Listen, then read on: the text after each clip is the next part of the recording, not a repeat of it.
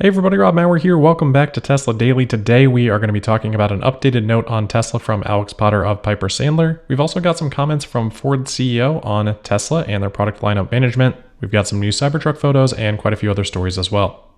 Quickly looking at the stock, Tesla today down 1.5% to close at $161.83, while the Nasdaq was down 0.1% on the day. Looking at the week ahead, of course, the big item will be the FOMC meeting on Wednesday. 2 hours before market close, we will get the FOMC statement and interest rate decision, and then 30 minutes later is Fed Chair Jerome Powell's press conference, which may have even more influence on how things unfold after the meeting. All right, we'll start off with an updated note from Alex Potter of Piper Sandler. This note was published about an hour after market close today, and Alex Potter has reduced his price target on Tesla, but is maintaining an overweight rating on the stock. The title of the note reads, "Margin negativity is hard to ignore, but IRA tailwind could surprise in second half 2023. Quote, "We are adjusting our forecast and reducing our discounted cash flow based price target to $280 down from $300 previously to reflect information extracted from the 10Q. Most investors will be unsurprised to learn that our 2023 to 2025 estimates are moving lower to reflect price cuts and a coincident impact on margins. Since the Q1 call, investors have fretted about Tesla's willingness to trade price for volume, and while we share management's view that margins will eventually rise due to software, this won't occur quickly enough to offset the near-term impact of lower prices, higher warranty costs, and slower inventory turnover. On the bright side, we think global ASP could fall by about $125 per unit every quarter for the next 2 years without impacting margins due to production credits under the Inflation Reduction Act or IRA." End quote. So basically what Potter is saying here is that their forecast for Tesla's share of battery manufacturing credits from the Inflation Reduction Act scale alongside Tesla's production growth to allow Tesla to drop average selling prices by $125 a quarter or $500 a year without impacting Tesla's margin rate. So that impact is important to consider, but at the same time, I don't think that's going to assuage any broader concerns around Tesla's prices or margins and the related demand, because so far the price cuts that we have seen from Tesla haven't been $125 a quarter, they've been significantly greater. Now, obviously, in general, those price cuts are coming off of a higher base where in some locations Tesla was really trying to not generate orders and work through backlogs, but in terms of the sentiment out there, the fears of ongoing price cuts are a lot more than $500 per year. Anyway, in terms of that price target from Piper Sandler being lowered, that's just a result of the output of their model where they've changed assumptions, saying, quote, "Our lower price target is due mainly to higher CapEx and estimate cuts in 2023 to 2025, end quote. Potter also says that with prices and margins falling, we think the valuation could languish for a few months. So a similar line of thought there to what we had talked about immediately following the earnings call. It just seems like for this period of time, it seems a little bit more difficult to point to things that might provide upside compared to things that might provide some downside from where we're at. But the counterbalance to that is that if everyone thinks that, like the Morgan Stanley survey seemed to suggest was the majority point of view, then hopefully that's already largely reflected in the share price. All right, moving on from that note, we've got some interesting comments from Ford's CEO Jim Farley on Tesla's strategy relating to price cuts, and in general how they have operated their business and communicated their plans going forward in terms of their product lineup. So first off, Farley reportedly commented to media that Tesla's strategy of cutting prices was nothing new and was simply a page out of the Model T playbook from Ford's early days, which Elon has referenced plenty of times in the past, so nothing too surprising there, but Farley said go and read 1913, which obviously discusses that period of time and says this has all happened before. Quote, "What I think he's going to learn is product freshness means a lot, the product gets commoditized, and then you lose your pricing premium. That's a really dangerous thing," end quote. And he referenced Chevy overtaking Ford's sales leadership position in the United States, which happened in the mid to late 1920s.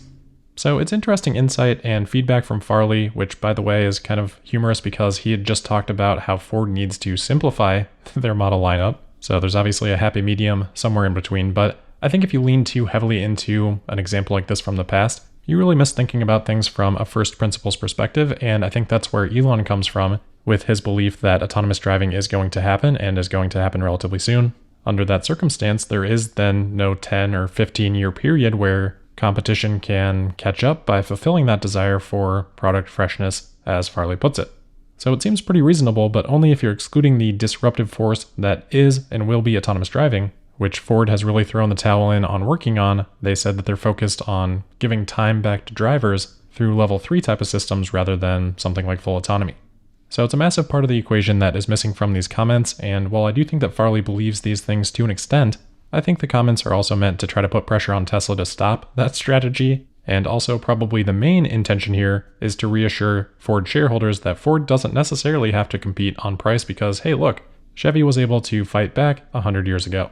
I think it also goes without saying that simplifying that 2-decade period of time down to this sort of one decision tree is probably a massive oversimplification of all of the dynamics at play at that time. Anyway, moving on from that, but perhaps keeping in mind the product freshness comments, we do have some new photos here of the Cybertruck testing at Fremont from Tesla Tech Bro on Twitter. I'm not seeing anything new from these photos that we haven't already talked about, but always interesting to see, even if there aren't any updates, as sometimes that can be telling in and of itself. Somewhat related to the Cybertruck, kind of interesting here, this weekend Stellantis did close out a design contest for students in grade 10 through 12 to sketch out a design contest for a next generation Ram EV truck. So Stellantis named the top 3 finishers, and I think it's very interesting to see how these concepts look given this demographic.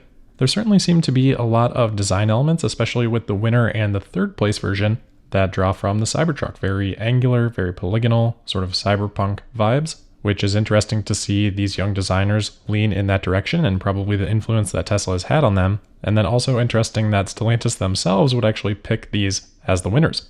It's obviously extremely early, but I think the Cybertruck is already having an effect on how people think about trucks in general. Kind of cool to see. Alright, next we've got some regional updates. Drive Tesla Canada is reporting that Tesla is starting to export rear-wheel drive Model 3s from Shanghai to Canada. Of course, we had previously talked about the newly introduced rear-wheel drive Model Y also shipping to Canada from Shanghai, and it looks like they will be accompanied by Model 3. So maybe Tesla just taking advantage of the fact that they've got to make some shipments, might as well throw some Model 3s on there as well. And just like we talked about for the Model Y, this will have an impact on the allocation strategy for Model 3 from Fremont. And of course, for the Model 3, I think influencing all of these decisions, even if we are still a ways out from it, would be Project Highland and how Tesla wants to manage that and downtime, etc. Next, we had talked last week about how Tesla had stopped taking orders for the Model S and X in Australia, obviously a right-hand drive country. That lack of ordering capability is also extended to New Zealand, Thailand, and Singapore. As of right now, can still order in the UK, so Tesla is seemingly still intending to make some right-hand drive versions, but for whatever reason, doesn't seem to have imminent plans for a right-hand drive shipment to Asia Pacific. And then a quick update over in Europe. In Germany, I think this has been the case for a little bit, but Tesla is offering a low financing rate, just under 2% for the Model Y in Germany.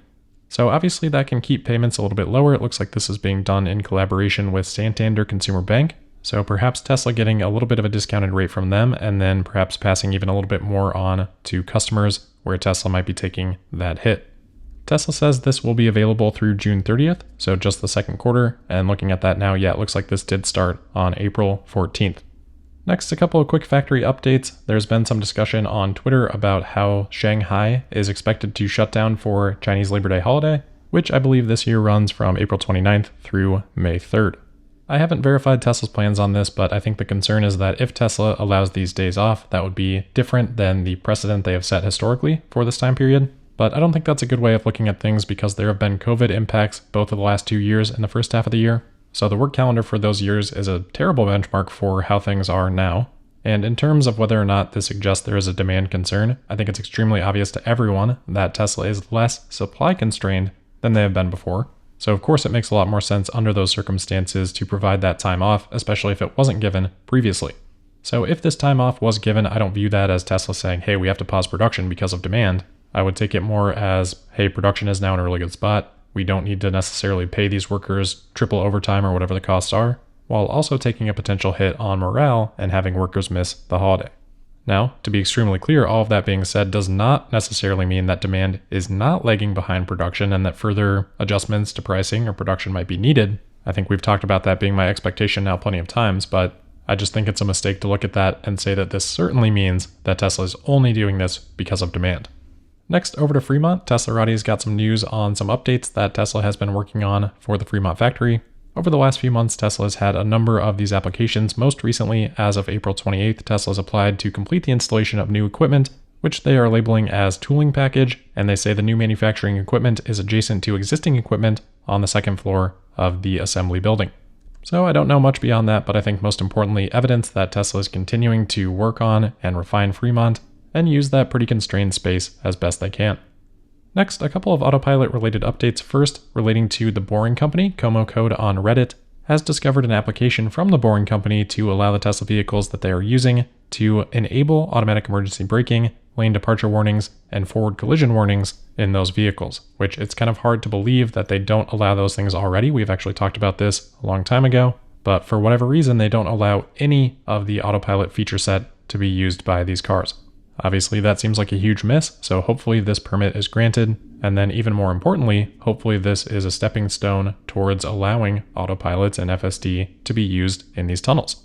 Even with the driver in the vehicle, that is not currently allowed, which again, seems like a huge miss. This is probably the easiest place for full autonomy to be deployed, so even beginning to test that out would be a really nice step forward. The other update is a quick one on FSD Beta. Elon replied to a Holmars tweet about some of that cruise accident data that we had talked about on Friday, just simply saying that 11.4.1 is promising. So it looks like they're now into the second iteration of 11.4, which Elon had previously said was working extremely well for him. We've yet to hear any updates on when that might expand beyond employees. It seemed like that was already relatively widely distributed for employees, so hopefully not too much longer now that they're on to 11.4.1. Alright, last few items for today. Elon Musk did reach a settlement agreement in a defamation lawsuit by Randy Pothy on Twitter, known as Skabushka. Those of you that followed Tesla back in 2018, 2019, perhaps familiar with this. This account was pretty popular in the Tesla Q community. They would often try to find information out at Fremont and had at least a couple of run-ins with Tesla. You can go and read about that if you want. Don't want to waste the time covering that today. But the defamation suit related to Elon having said in an email that after Tesla security had asked Hothy to leave, that while he was doing so, he almost killed a Tesla security guard with his car. So the defamation suit was that there was no basis in fact for that accusation. So this was like 3 years ago. It's now been settled for $10,000. I'm sure that was totally worth the time for everybody involved. So it's really a non-story, but the interesting part about this is that, of course, a lot of different outlets are reporting this and saying that, oh, it shows that Elon is admitting guilt because he did the settlement agreement, when last year Elon had tweeted about Tesla saying, quote, "We will never seek victory in a just case against us, even if we will probably win. We will never surrender/settle an unjust case against us, even if we will probably lose," end quote. So the LA Times headline reads that, quote, "Musk said he'd never settle an unjust legal case against him. He just settled this one," end quote, which is just blatantly false. Electrek reported it in a very similar way. And despite them both including the exact language that Elon had used, which is very clearly talking about Tesla, not himself, they decided to just completely ignore that, or they have terrible reading comprehension, which at least used to be an important skill for what we used to call journalists, but I guess all that stuff is out the window these days. So extremely frustrating, to say the least. Wrapping up, Elon Musk did end up appearing on Bill Maher's show, about a 20-minute appearance. Nothing too Tesla related there, but of note, he did say that Twitter is now relatively stable. So echoes comments that we have heard from Elon recently, and I think good news for everybody on that front. And then lastly, after a couple of delays, SpaceX did end up launching Falcon Heavy this weekend, successfully delivering multiple customers' satellites into orbit. So congratulations to SpaceX on that success. Always fun to see Falcon Heavy. Alright, that'll wrap it up for today then. As always, thank you for listening. Make sure you're subscribed and signed up for notifications. Also find me on Twitter at Tesla Podcast, and we'll see you tomorrow for the Tuesday, May 2nd episode of Tesla Daily. Thank you.